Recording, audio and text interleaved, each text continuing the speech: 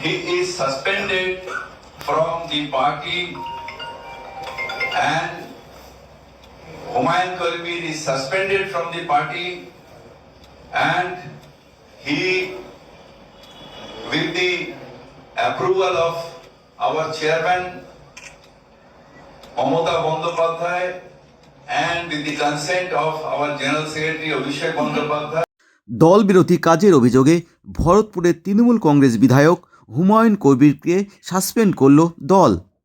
6 December বেলডাঙ্গায় Babri মসজিদের শিলান্যাস হবে বলে আগেই ঘোষণা করেছিলেন হুমায়ুন কবির, যা নিয়ে রাজ্য রাজনীতিতে বিতর্ক তৈরি হয়।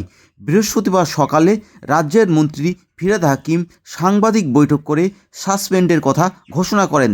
এদিন ফিরহাদ হাকিম আর কি জানালেন আসুন শুনে নিই। কেউ কারণ নিজের টাকায় কোথাও মসজিদ করলো, কোথাও মন্দির করলো, আমাদের কোনো আপত্তি নেই, কিন্তু এই ডিভিশন করে যদি বাংলায় আগুন লাগানোর চেষ্টা করে এবং তাতে বিজেপিকে ডিভিডেন্ড দেওয়ার চেষ্টা করে, তৃণমূল কংগ্রেস সেটা সহ্য করবে না, কঠোর হাতে তার ক্ষতি হবে এবং প্রতিরোধ করবে। ঠিক আছে,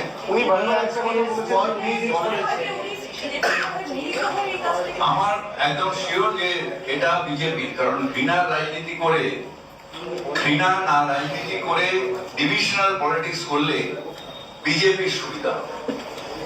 তার কারণ ডিভাইড এন্ড রুল এটা ব্রিটিশরা শিখিয়ে দিয়ে গেছিল।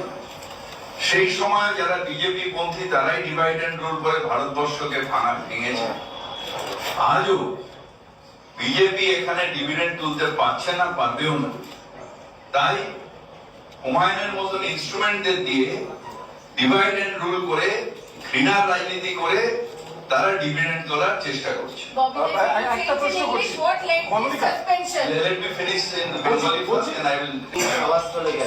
সভাস্থলে যেতেই পারে, যে কেউ সাধারণ মানুষ সাধারণ সভাস্থলে যেতে পারে।